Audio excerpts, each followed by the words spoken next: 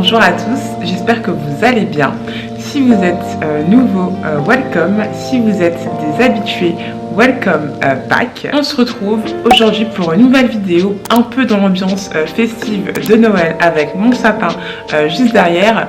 Pour une vidéo où je voulais vous partager du coup mes astuces ou plutôt mes produits favoris pour maintenir des cheveux hydratés après un lissage brésilien ou bien même après un silk press comme j'ai aujourd'hui sur mes cheveux naturels. C'est vrai que pendant longtemps je ne savais pas du tout comment hydrater mes cheveux par peur de les alourdir, de les graisser trop vite et surtout de perdre du coup le mouvement que je peux avoir là maintenant par exemple. Et du coup pour moi avoir les cheveux gras sans mouvement c'était carrément ma hantise et je me retrouvais du coup pendant des jours jusqu'au moment de mon shampoing sans hydrater mes cheveux, ce qui faisait que je me retrouvais inévitablement avec des cheveux rêches, secs et cassants. Mais j'ai enfin trouvé une routine pour maintenir mes cheveux hydratés jusqu'au prochain lavage, tout en gardant de beaux cheveux souples, soyeux et surtout qui ne frisent pas. Et c'est cette routine que je vais vous partager aujourd'hui. Alors sans plus tarder, passons à la vidéo. Commençons donc par le commencement. Pour garder vos cheveux hydratés tout au long de la semaine, votre routine hydratation doit bien évidemment commencer par l'intégration d'un deep conditioning au moment de votre shampoing. Vraiment, le deep conditioner, c'est vraiment un des produits indispensables à intégrer dans votre routine. Et c'est surtout l'étape que vous devez absolument privilégier si vous avez les cheveux crépus et d'autant plus si vous passez les plaques par la suite. Mais qu'est-ce que réellement un deep conditioning? Un deep conditioning, simplement un soin profond qui va réhydrater la fibre capillaire, notamment après le shampoing, car certains shampoings assèche les cheveux. Mais il va aussi permettre de renforcer et de nourrir en profondeur des cheveux qui seraient peut-être cassants ou bien fragilisés par les dégâts par exemple de la chaleur. Donc il va vraiment permettre à vos cheveux d'être souples, brillants, malléables et donc plus faciles à démêler, à coiffer par la suite. J'insiste sur ce point, le deep conditioning c'est vraiment à faire toutes les semaines, du moins à tous vos lavages. C'est pas quelque chose qu'on fait une fois par mois, c'est vraiment l'étape à privilégier si vous avez les cheveux crépus, que vous voulez lissiez ou non d'ailleurs. Je vous recommande de le garder au minimum 15 minutes sous un bonnet afin de maintenir en fait la chaleur pour laisser le produit pénétrer correctement dans vos cheveux. Ou bien alors vous pouvez également utiliser un casque chauffant qui est vraiment idéal pour du deep conditioning. Autre produit absolument complémentaire au deep conditioning, c'est le leave-in conditioner.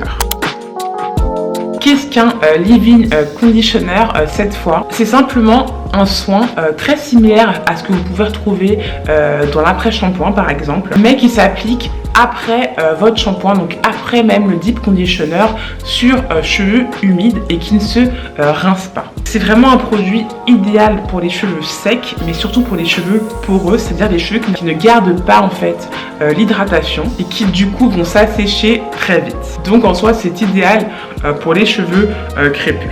Donc comme je le disais, le leave-in conditioner s'applique après le shampoing, mais en revanche selon la manière dont vous allez coiffer vos cheveux par la suite, c'est-à-dire que si vous laissez vos cheveux crépus, donc faites une afro par exemple, ou bien si vous lissez vos cheveux, vous n'allez pas l'appliquer de la même manière. C'est-à-dire que si vous lissez vos cheveux, il faut vraiment appliquer juste une noisette de produit et c'est tout. Notamment car c'est un produit à base d'eau qui peut donc causer des frisottis par la suite, mais c'est aussi un produit qui est une crème en fait et qui peut simplement alourdir vos cheveux au moment du coiffage et au final vous allez vous retrouver avec des cheveux qui sont lisses mais qui sont simplement gras sans mouvement. Si vous avez les cheveux déjà très fins, une noisette suffit, évidemment faite en fonction de votre type de cheveux, de votre texture de cheveux, mais utilisez-le avec parcimonie si vous comptez vous lisser les cheveux par la suite.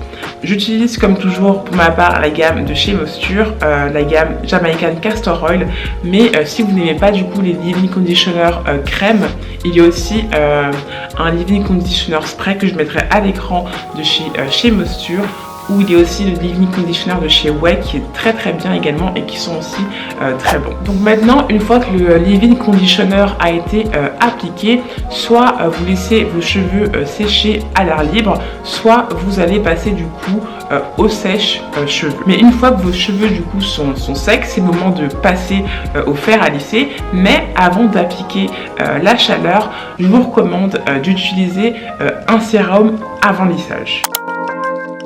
Pour ma part, j'utilise depuis toujours vraiment le sérum de chez Biosilk que je mettrai aussi à l'écran. Mais si vous vous demandez en fait pourquoi quand vous sortez de chez le coiffeur vous avez des cheveux si brillants, si souples, si soyeux, simplement parce que les coiffeurs utilisent des sérums sur vos cheveux. Le sérum c'est simplement un concentré de bienfait qui s'apparente à une huile par exemple, mais qui est bien plus légère qu'une huile. Donc appliqué sur cheveux humides ou bien sec aussi après le sèche-cheveux par exemple. Le sérum va permettre de faciliter le coiffage, mais surtout de protéger vos cheveux contre la déshydratation. Et donc du coup de vous donner un fini particulièrement soyeux, mais surtout sans frisottis. C'est aussi un produit essentiel pour prévenir des pointes fourchues ou même de la casse. Donc comme je le disais, avant le lissage, j'utilise le sérum de chez Biosilk, mais il y a aussi le sérum de chez GHD qui est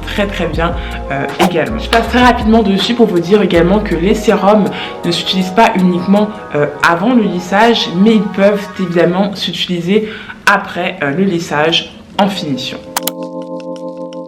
Et pour ma part, ils sont même essentiels après avoir fait mon lissage. Pour les mêmes raisons que je viens de vous évoquer, mais aussi parce qu'il va permettre de fortifier vos cheveux et finalement de sceller l'hydratation après votre lissage. Mon sérum de finition favori, c'est le sérum sublimateur de chez ANS Brésil, dont je vous mettrai les bienfaits à l'écran maintenant, mais c'est vraiment un sérum parfait, très léger, qui ne graisse pas vos cheveux, qui ne les alourdit pas et surtout qui laisse une odeur vraiment esquisse à vos cheveux. Voilà, je viens de vous partager la routine hydratation après votre shampoing, mais ce qu'il faut faire, c'est qu'il faut maintenir l'hydratation tout au long de la semaine.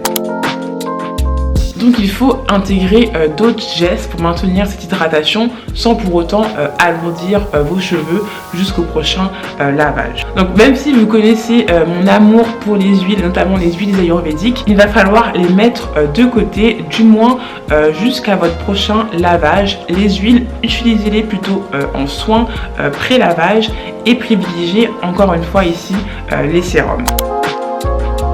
Donc vous pouvez totalement utiliser les sérums que je vous ai présentés pendant le moment après shampoing, mais il y a aussi des sérums spécifiques qu'on applique plutôt en soins, comme ce sérum que j'utilise de chez Kerastase et que j'affectionne particulièrement.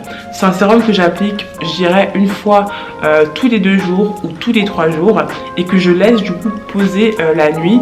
Et franchement, au réveil, vous vous réveillez avec des cheveux parfaitement hydratés, brillants et qui sentent super bon. Donc je recommande vraiment ce sérum très léger. Évidemment, si vous voulez aussi utiliser un sérum, comme toujours, c'est pareil pour les huiles, mais privilégiez d'abord toujours les longueurs.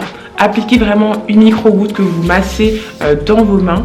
Appliquez-les sur les longueurs et puis à la fin, quand il vous reste très peu de produits, vous pouvez appliquer plutôt sur les racines ou bien peut-être les baby hairs par exemple. Last but not least, évidemment je n'oublie pas complètement les huiles, mais je les utilise très peu et surtout en faible quantité. Et surtout, j'utilise des huiles qui sont très légères. Donc des huiles très légères, mais aussi appliquées de manière plus localisée, parce que là je vais vraiment me focus sur les longueurs, sur les pointes, mais alors en aucun cas je vais appliquer les huiles directement à la racine. Donc comme je vous disais, j'utilise du coup une huile légère pour ne pas alourdir mes cheveux. En principe, pour ce qui est des huiles naturelles, je me tourne vers l'huile d'argan qui est très légère. J'aime pas spécialement l'odeur, mais en tout cas elle est vraiment parfaite parce qu'elle n'alourdit pas les cheveux. Il y a aussi l'huile d'amande douce, mais restez vraiment loin de tout ce qui est huile d'avocat, encore plus. Restez très très loin de l'huile de ricin qui ne va faire que alourdir vos cheveux à la moindre goutte, et privilégiez vraiment des huiles très légères. Si vous voulez des huiles toutes faites, je vous recommande aussi l'huile de chez Olaplex que j'aime énormément, ou bien même l'huile de chez Gisou qui est excellente et qui laisse aussi une odeur exquise sur vos cheveux. Voilà tout pour cette vidéo. J'espère que mes astuces pour garder vos cheveux crépus et lisses vous seront utiles. S'il y a une chose à retenir de cette vidéo, c'est qu'il faut utiliser des produits pour garder vos cheveux hydratés. Il ne faut pas du coup laisser vos cheveux déshydratés tout au long de la semaine par peur du coup d'alourdir vos cheveux. Il faut simplement utiliser les bons produits, donc privilégiez toujours les sérums et surtout utilisez vos produits avec parcimonie. De manière générale, il faut vraiment éviter les produits à base d'eau quand possible, car ils vont juste causer des frisottis, ou bien alors aussi éviter les produits qui sont peut-être trop gras, comme par exemple un leave-in conditioner en crème qui peut vraiment, si mal utilisé, alourdir vos cheveux. Comme toujours, si tu as aimé cette vidéo, n'hésite pas à liker et à t'abonner. On peut se retrouver sur Instagram tout de suite après, ou bien alors très prochainement pour une nouvelle vidéo. Bye!